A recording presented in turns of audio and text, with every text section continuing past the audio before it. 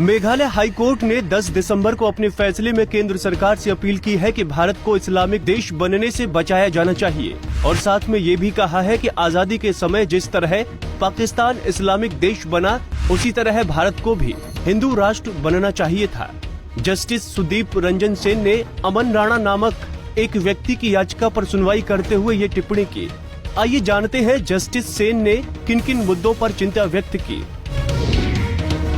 ये एक निर्विवाद तथ्य है कि विभाजन के समय लाखों सिखों और हिंदुओं की हत्या की गई, उनके साथ अत्याचार और बलात्कार किया गया, उन्हें अपने पूर्वजों की संपत्ति छोड़ने के लिए मजबूर कर दिया गया और उन्हें अपने जीवन और इज्जत को बचाने के लिए भारत में प्रवेश करने के लिए मजबूर किया गया। विभाजन के समय पाकिस्तान ने खुद को एक इस्लामिक देश घोषित कर दिया और भारत, जो धर्म के आधार पर विभाजित हुआ था, उसे हिंदू देश घोषित किया जाना चाहिए था, लेकिन वो एक धर्मनिरपेक्ष देश बना। भारत ने खून बहाकर आजादी हासिल की और सबसे ज्यादा पीड़ित हिंदू और सिख थे, जिन्हें अपने पूर्वजों की संपत्ति, जन्म स्थान को आंसुओं और डर से छोड़ना पड़ा और हम इसे कभी नहीं भूलेंगे। हालांकि ये उल्लेख करना गलत नहीं होगा कि जब सिख आए तो उन्हें सरकार से पुनर्वास मिला, लेकिन हिंदुओं को समान व्यवहार नहीं मिला। ये कहना सही नहीं है कि भारत ने स्वतंत्रता अहिंसा से हासिल की, बल्कि ये हिंसा के माध्यम से हासिल हुई है, जिसमें लाखों की तादाद में हिंदुओं और सिखों ने अपनी जिंदगी, संपत्ति और भूमि और आजीविका का बलिदान किया।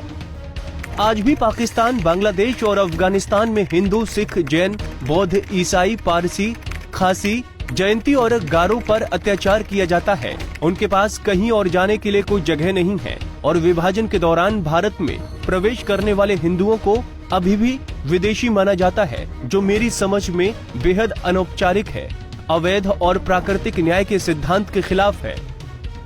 कानून लोगों के लिए बनाए जाते हैं, न कि लोगों को कानूनों के लिए बनाया जाता है। और ये भी एक तथ्य है कि कानून तभी प्रभावित हो सकते हैं जब वो इतिहास और जमीनी वास्तविकता को ध्यान में रखें।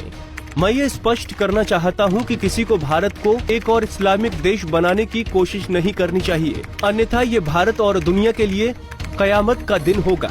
मुझे पूरा भरोसा है कि श्रीमान नरेंद्र मोदी जी के अधीन सरकार इस विषय की गंभीरता को समझेगी और उपयुक्त अनुरोध पर कदम उठाएगी और मुख्यमंत्री ममता बनर्जी भी राष्ट्रीय हितों को ध्यान में रखकर इसका समर्थन करेंगे।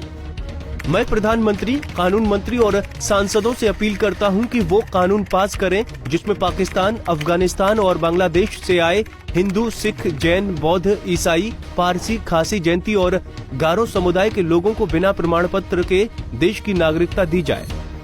मैं उन मुस्लिम भाई और बहनों के खिलाफ नहीं हूं जो कई पीढ़ियों से भारत में रह रहे हैं, जो देश के कानून का पालन करते हैं, वो शांतिपूर्वक यहाँ रह सकते हैं।